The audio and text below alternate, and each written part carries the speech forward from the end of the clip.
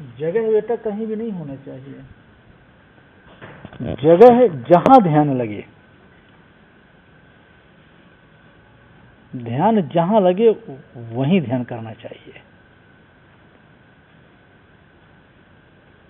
यदि ध्यान जहां न लगे वहां बैठने से क्या फायदा। गौतम बुद्ध ढूंढते रह गए, जगह ढूंढते ढूंढते जब एक बट वृक्ष के नीचे उनको ध्यान लगा तो वहीं पर वो आसीन हो गए। तुम लोग तीर्थ जाते हो, अभी एक बाबा कल थोड़ा सा सत्संग किया था, बच्चे थे या नहीं थे, एक हनुमान का प्रसंग आया। हनुमान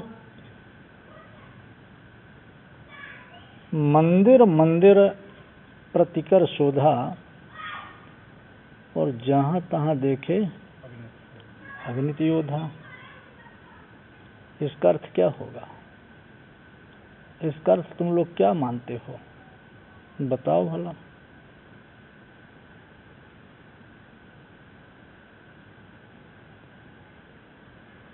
हनुमान चालीसा में हनुमान जी के 40 गुण लिखे हुए हैं। क्यों? लंका का वर्णन समझिए, लंका गए थे, लंका में भी मंदिर तो बने थे। स्वामी जी विभिन्न प्रकार के मंदिर देखे, उनकी मंदिर की शोभायमान भी बड़ी अलौकिक थी, और वहाँ तो उनको अनेक अनेक प्रकार के योद्धा भी दिखे।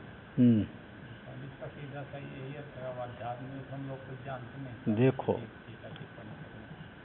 मंदिर मंदिर प्रतिकर शोधा और जहां तहां देखे अनगिनत योद्धा है। ऐसा अनगिनत योद्धा, पर उन्होंने किया क्या? ये मंदिर मंदिर प्रतिकर शोधा का मतलब ये नहीं है कि जो तुम लोग ये कंकर पत्थर जोड़ करके मंदिर बनाए हो, इस मंदिर में जाकर के उन्होंने शोध कर रहे थे। ऐसा नहीं था बेटा। सचमुच में मंदिर तो ये मानव देही है, इस मानव देही में ही वो शोध कर रहे थे। और जब ये देखे कि वो इनमें तो नाना प्रकार के अनगिनत योद्धा घुसे पड़े हैं, बैठे हुए हैं।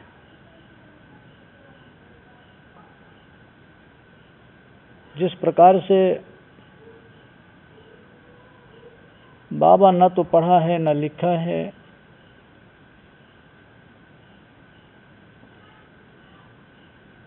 रामायण के बारे में तुम लोग, तुम्हारा सचमुच में धर्म ग्रंथ है,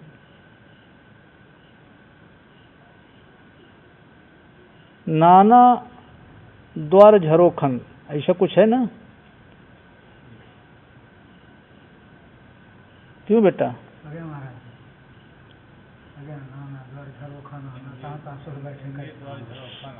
है ना? अब ये बताओ, ये क्या, ये कहाँ का प्रसंग है? ये देही का प्रसंग है। उसी प्रकार से हनुमान केवल मनुष्य देह में ही वो शोध कर रहे थे, और जब शोध करते करते वो पाए कि अरे इस मंदिर में तो नाना प्रकार के इतने बड़े बड़े योद्धा हैं, तो जब तक तुम लोगों में शोध का क्रिया जागृत नहीं होगा, पुरुष की साधुता का उपमा दिया गया है निश्चल पृथ्वी से। पृथ्वी एक निश्चल है, उसी प्रकार से साधना एक निश्चल होना चाहिए, साधु एक निश्चल होना चाहिए। देखो, तुम लोग इतने दुखी हो, इतने मोहित हो, इतने क्रोधी हो, ये सब दुख के कारण है। बाज पक्षी मांस का टुकड़ा लिए उड़ रहा है, और उसके दुश्मन पीछा करते हैं, उससे मांस का टुकड़ा छुड़ा लेते हैं। तो बाज थोड़ा दुखी होता है और फिर इसके बाद वो ये मानता है कि हमने इसको अपने स्वेच्छा से इस मांस को त्याग दिया।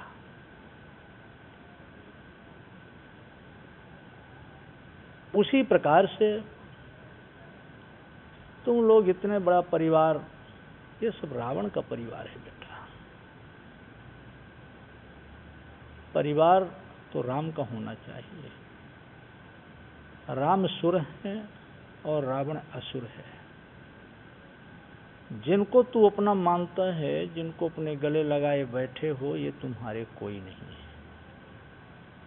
और जो तुम्हारा है उसके तरफ कभी ध्यान ही नहीं दिया। मेरा है कौन, कभी ध्यान नहीं गया।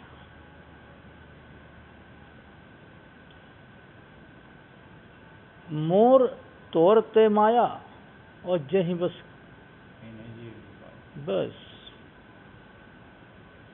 यही करते करते ये जीवन समाप्त हो जाता है। सचमुच में तुम लोग भाग्यशाली हो। जो काम करके खाता है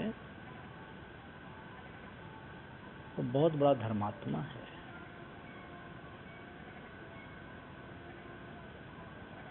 जो काम नहीं करता है, मंदिर मस्जिद मूर्त की आड़ में बैठा है और मेहनत नहीं करता, ऐसे ही व्यक्ति तो पापी होते हैं। इसीलिए वैसे तो साधना बेटा एक से दो ही नहीं होना चाहिए। बहुत भीड़ भाड़ में ध्यान कैसे कर सकते हो? देखो, एक गवार को ज्योतिष का ज्ञान हो सकता है, पर यदि वो चाहे कि हमको अध्यात्म का ज्ञान हो जाएगा, नहीं हो सकता है।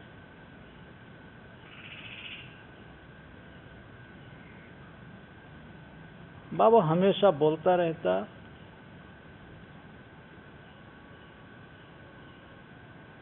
ये मानो तन पाए हो, पतंगा से सीख लिया करो। पतंगा जब प्रकाश को पा जाता है तो वो अंधेला पसंद नहीं करता है, और वो प्रकाश से इतना मोहित होता है, इतना मोहित होता है कि वो उसी में जल भुन जाता है, पर उस प्रकाश को छोड़ नहीं सकता है।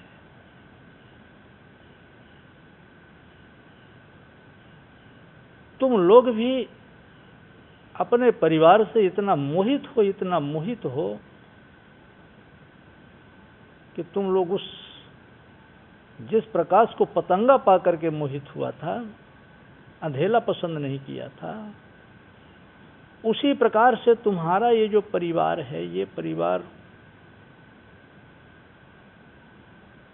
अंधेला है। इस अंधेले को तुम लोग भी पसंद करके कभी प्रकाश की ओर जाना पसंद नहीं किया। जितना भी इस संसार में दुख का कारण है, वो जाने अनजाने, वो तुम ही तो दुख के कारण हो। और बाबा हमेशा कहता कि यदि क्रिया योग करता रहेगा, क्रिया योग करता रहेगा, तो जिसको तुम लोग ये भूत, लोगों ने शब्द को तोड़ मड़ोड़ करके भूत बनाया, तो ये भूत नहीं था, ये भूतकाल था। जब तू क्रिया योग करता रहेगा तो एक न एक दिन तेरे को भूतकाल दिखाई देगा। और जब तेरे को भूतकाल दिखाई दिया, तब तेरे को दुख के कारण समझ में आने लगेंगे। जब तेरे को ये दुख का कारण समझ में आया, तब तू भविष्य की तैयारी करना शुरू कर देगा बस तुरंत वर्तमान में भविष्य की तैयारी शुरू हो जाएगी। अभी तो भूत देखे नहीं हो, भूतकाल देखे नहीं हो, बस लगता यूं है बहुत सारे टीकाकार हैं, बहुत सारे प्रवचन देने वाले हैं, क्या क्या निर्णय देते रहते हैं, भगवान जाने। पर बाबा ये कहता है कि जब ये जीव न नर है न मादा है,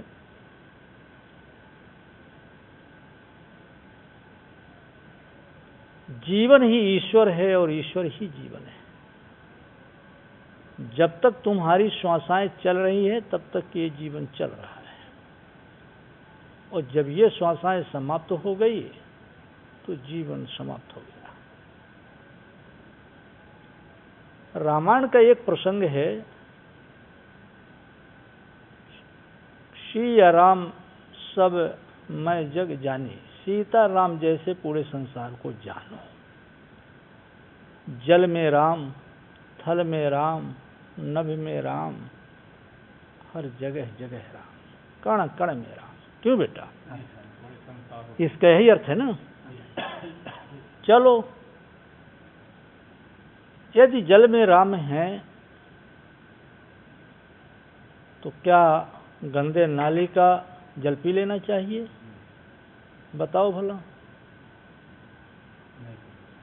है तो पानी ना। जब जल में राम है तो ऐसा नहीं है कि हम गंदे जल का उपयोग करें। निर्मल जल होना चाहिए, और निर्मल जल में निवास करते हैं। है जल, सब कुछ ठीक है।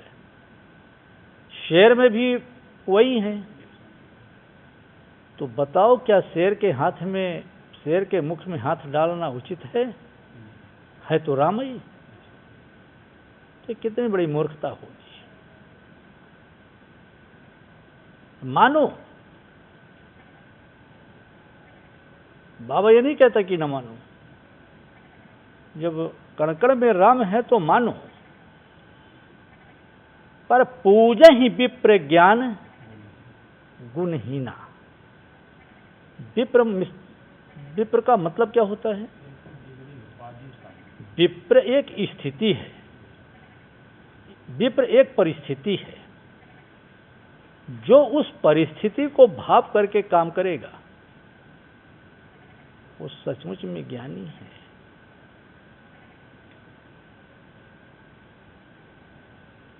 और यदि उस स्थिति को भाप नहीं पाया, जैसे तू गंदे जल का राम मान करके गंदे जल को पी गया, उसको भाप नहीं पाया, तो उससे क्या होगा? नुकसान होगा। क्यों बेटा?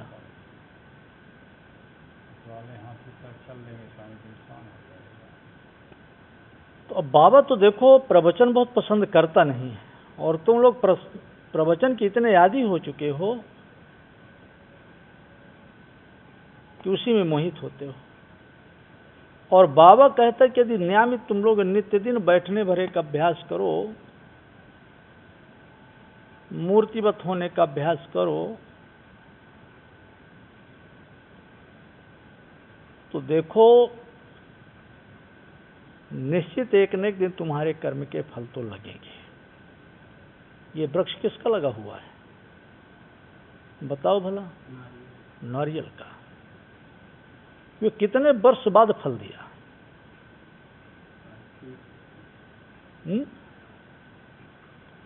बोलो ना।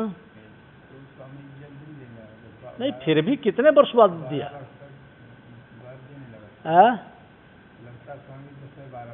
ठीक है, पर 10-12 वर्ष इसका इंतजार तो करना पड़ा ना। 12 वर्ष बाद फल तो दिया ना। उसी प्रकार से तुम लोग जो भी कर्म करते हो उसका फल तुम्हें कालांतर में मिलना ही मिलना है। यदि पूजा करते हो और ये मानते हो कि भगवान हमारी पूजा को देख रहे हैं, भगवान हमारे पूजा को सुन रहे हैं, इतना तो विश्वास हो गया तो पूजा करते हो। क्यों बेटा? भगवान हमारी पूजा को देख रहे हैं, विश्वास है ना। तो जब इतना विश्वास करते हो कि भगवान हमारी पूजा को देख रहे हैं, तो क्या तुम्हारे गलत काम देखते होंगे? सब देखते सब। क्या तुम्हारे बुरे विचारों को न सुनते होंगे? वो तो सब सुन रहे हैं। अब इसका वो प्रतिशत निकालते हैं कि इसके विचार कितने बुरे थे और कितने इसके अच्छे विचार थे। तो जब इसका प्रतिशत वो निकाले तो पता ये चला कि इसके बुरे विचार ज्यादा हैं। तो जब बुरे विचार ज्यादा हो गए तब तुम्हारे जीवन में कष्ट शुरू हो गया, कष्ट हुआ। और जब तुम्हारा इस ब्रह्मांड में पता ये चला कि विचार, अरे इसके विचार तो सत रज तम, सतो विचार इसके इस ब्रह्मांड में ज्यादा हैं, तो जब वो तौला तब पता ये चला कि इसको सत की प्रतिशत ज्यादा है। तो जब सत की प्रतिशत ज्यादा है तो तुमको सुख शांति मिलना शुरू हो जाएगा। बड़े बड़े रोग थोड़ी सी में कटते चले जाएंगे। जब तक तुम लोग भ्रांति के शिकारी हो, जब तक भ्रम है, तब तक मुक्ति नहीं है। भ्रम से मुक्त होना ही मुक्ति है।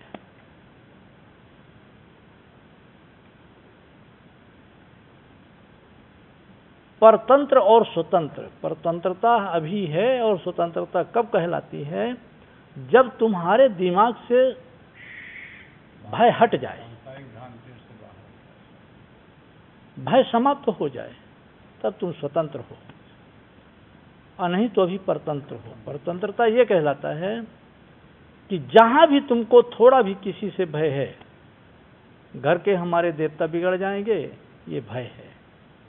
इस स्मशान घाट में जाएंगे, भूत मारेगा, ये भय है। काली रात्रि में कहीं निकल पड़े बीहर जंगल में, सर्प डस लेगा, भय है। भय ही भ्रांति है और भ्रांति ही गुलामी है। भ्रांति ही गुलामी है। परतंत्रता है तुम दूसरे के अधीन हो।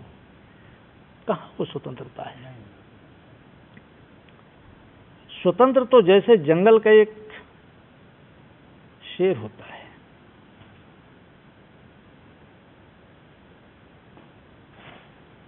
जंगल का शेर आजाद घूमता रहता है, वो स्वतंत्र है। यदि तुम लोग थोड़ा सा क्रिया करके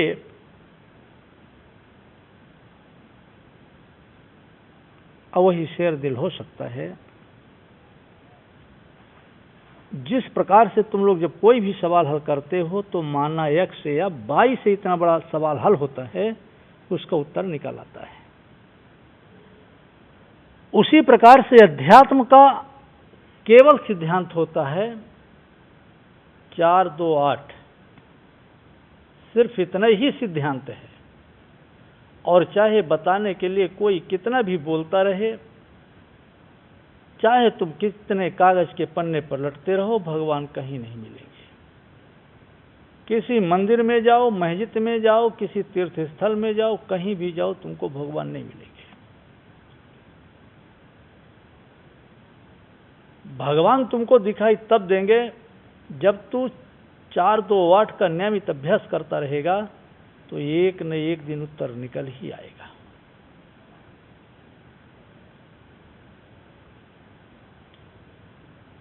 और इसी से लोग मुकर रहे हैं।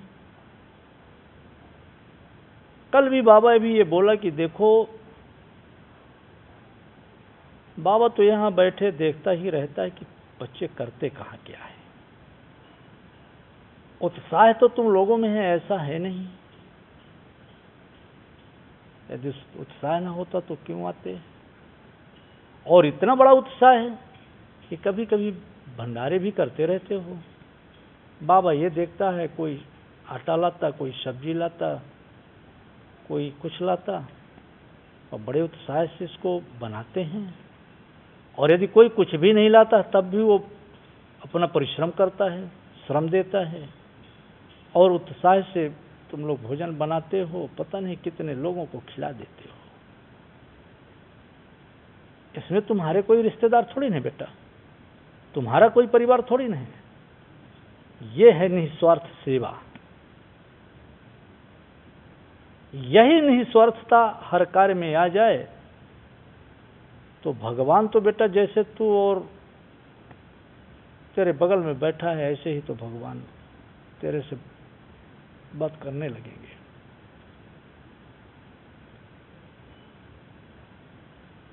बाबा हमेशा बोलता है कि दान के नाम पे कभी भी धर्म के नाम पे 1 पैसे खर्च मत करो। हमेशा बाबा बोलता है कि तुम लोग या तो अनाथालय में दे दो, या तो औषधालय में दे दो, या तो देशाटन कर लो, या तो फिर भंडारे करो। 4 ही दान के विधान हैं। 5वां ये विधान नहीं है कि जाओ और मंदिर में तो सोना चांदी हीरा जवाहरात चढ़ा दो।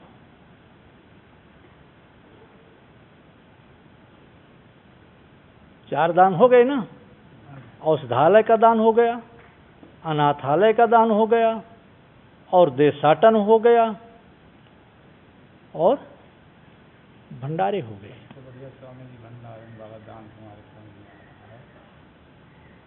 कितना भी कुबेर का खजाना तू पा जा तब भी तेरे को संतोष नहीं होगा। हो जाएगा क्या? और भंडारा का भोजन करने पे ना तो कर ही देगा और ना करवा लेना ही सबसे बड़ी पूजा है। किसी को संतुष्ट कर दो, उससे बड़ी पूजा क्या हो सकती है? और उसमें भी तुम्हारा स्वार्थ क्या है? क्या वो तुम्हारा रिश्तेदार थोड़ी ना है? क्या वो तुम्हारा परिवार थोड़ी ना है? निस्वार्थ उसको खिला रहे हो। स्वामी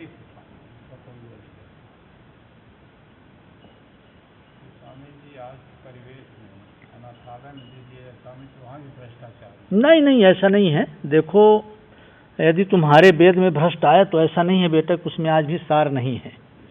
सार तो है। यदि अध्यात्म में सार न होता तो ये आज तक में धरती के नीचे गड़ गया होता। अब इसका प्रतिशत कितना घटा कितना बढ़ा ये तो एक अलग चीज है ना। तो देखो, दुख का कारण तुम ही लोग हो और सुख के कारण तुम ही बनोगे। जो जैसा सोचता है, जो जैसा बोलता है, करता है, खाता है, वो वैसे होता है।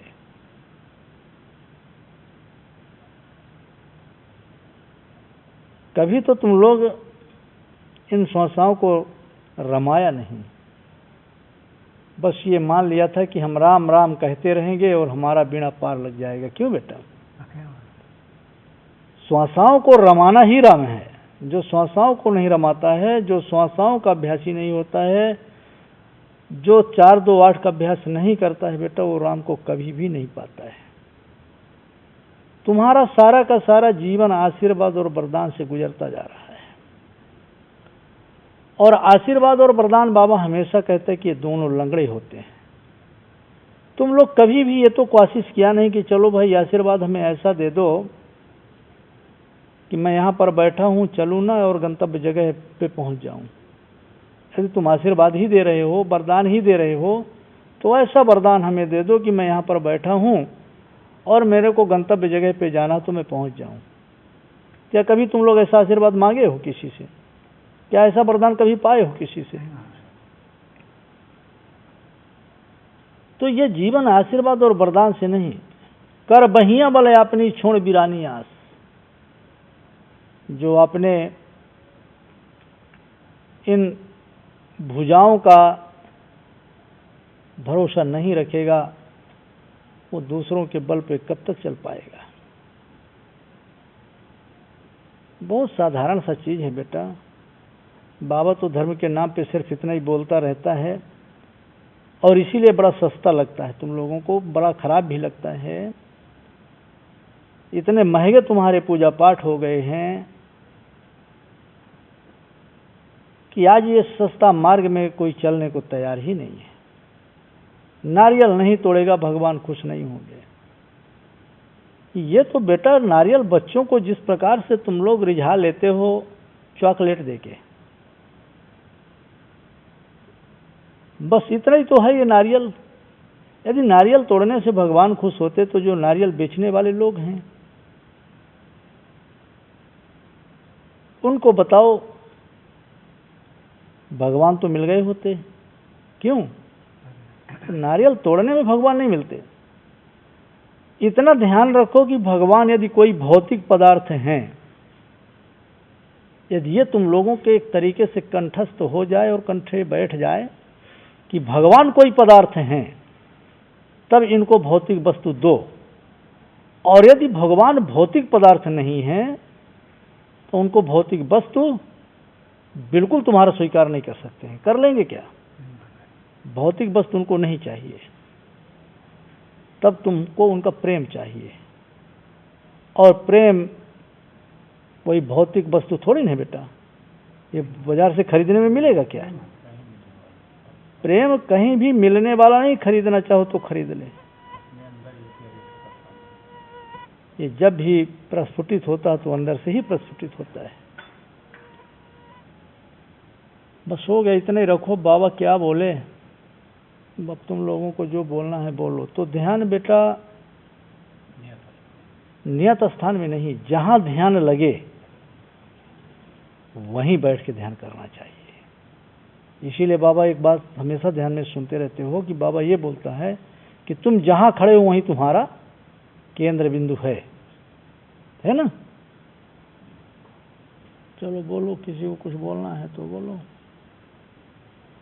जो मन जाता है महाराज जी दुर्गुण तक चढ़ नहीं, वो तो चढ़ेंगे ही चढ़ेंगे बेटा, ये तो जीवन पर्यंत ये मस्ती छाने हैं ना। नहीं, इनके लिए देखो धीरे धीरे धीरे धीरे बेटा, ये जब क्रिया करता जाएगा तो ये धीरे धीरे दबते चले जाएंगे। बीज का नाश नहीं हो गया तो निश्चित मान के रखो।